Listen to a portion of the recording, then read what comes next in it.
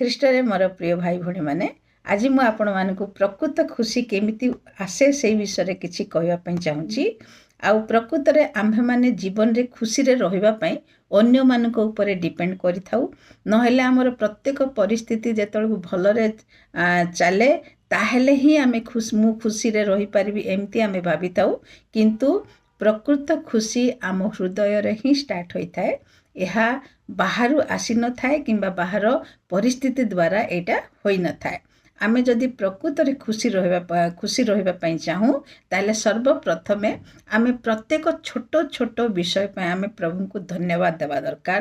ଆଉ ଆମେ ଧନ୍ୟ ଗ୍ରାଟିଟ୍ୟୁଡ଼ର ଗୋଟେ ଜୀବନ ରହିବା ଦରକାର। ଯେମିତିକି ଆମେ ଶ୍ୱାସ ନେଉଛୁ ସେଥିପାଇଁ ମଧ୍ୟ ଆମେ ଧନ୍ୟବାଦ ଦେବା ଦରକାର। ଆମ ପରିବାର ପାଇଁ ଧନ୍ୟବାଦ ଦେବାକୁ ଦରକାର। ଆମେ ଯେଉଁ କାମରେ ଅଛୁ ସେଇ କାମ ପାଇଁ ମଧ୍ୟ ଆମମାନଙ୍କୁ ଧନ୍ୟବାଦ ଦେବାକୁ ଦରକାର। କାହିଁକି ମାନେ ପ୍ରତ୍ୟେକ ପରିସ୍ଥିତିରେ ଯେତେବେଳକୁ ଆମେ ଧନ୍ୟବାଦର ଗୋଟେ ଜୀବନ ନେଇକି ଚାଲିବା ତାହେଲେ ଆମେ ନିଶ୍ଚୟ ଖୁସିରେ ରହିପାରିବା। ଆଉ ଦ୍ୱିତୀୟ ପଏଣ୍ଟ ହେଉଛି ଆମେ ଅନ୍ୟମାନଙ୍କ ସହିତ କେବେ ମଧ୍ୟ ନିଜକୁ କମ୍ପେୟାର କରିବା ଦରକାର ନାହିଁ। ଅନ୍ୟମାନଙ୍କ ପାଖରେ କ'ଣ ଅଛି, ଅନ୍ୟମାନେ କ'ଣ କରିପାରନ୍ତି ଯାହା ମୁଁ କରି ନ ପାରୁଛି, ୟା ମୋ ପାଖେ ସେଇ ସବୁ ନାହିଁ। ଦେଖନ୍ତୁ, ସମସ୍ତଙ୍କୁ ପରମେଶ୍ୱର ଅଲଗା ଅଲଗା ଭାବରେ ବନେଇଛନ୍ତି।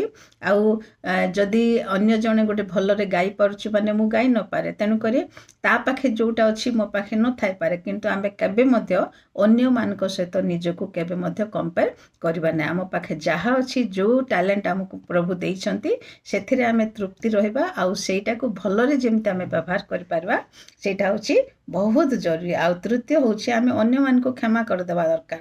ଆଉ ଯଦି ଆମେ ଯେତେବେଳକୁ ଆମ ହୃଦୟରୁ ସେମାନଙ୍କୁ କ୍ଷମା କରିଦେବା, ସେମାନଙ୍କୁ ପ୍ରଭୁଙ୍କ ହାତରେ ଦେଇଦେବା, ହେଲେ ମଧ୍ୟ ଆମ ଜୀବନରେ ଖୁସି ଆସେ। ବେଳେବେଳେ ଅନ୍ୟମାନେ ଆମ ସହିତ ଭଲ ବ୍ୟବହାର କରିନଥାନ୍ତି, କିନ୍ତୁ ତାର ବିଚାର କରିକି କଲେ ଆମ୍ଭମାନଙ୍କୁ କିଛି ମଧ୍ୟ ମିଳିନଥାଏ।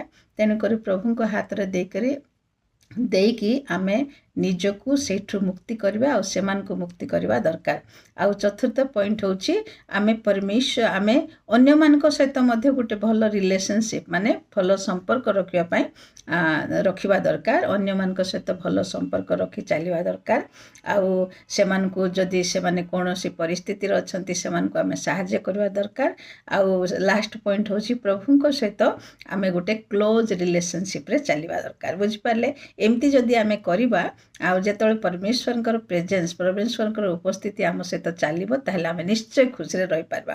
ତ ଆଜି ଆମେ ଦେଖିଲୁ ଯେ ପ୍ରକୃତ ଖୁସି ଆମେ ଅନ୍ୟ ବାହାରେ ଖୋଜିବା ଦ୍ୱାରା ମିଳିନଥାଏ। ସେଇଟା ଆମ ନିଜ ହୃଦୟରୁ ଷ୍ଟାର୍ଟ ହୋଇଥାଏ। ଆଉ ଏଇଟା ସମଥିଙ୍ଗ ଆମେ ନିଜେ ଏଇଟା ଗୋଟେ ଜିନିଷ ଯେଉଁଟାକି ଆମେ ନିଜେ ବିଲ୍ଡ ଅପ୍ କରିବା ଦରକାର। ଆଉ ପ୍ରତ୍ୟେକ ପରିସ୍ଥିତିରେ ଆମେ ଥ୍ୟାଙ୍କଫୁଲ୍ ରହିବା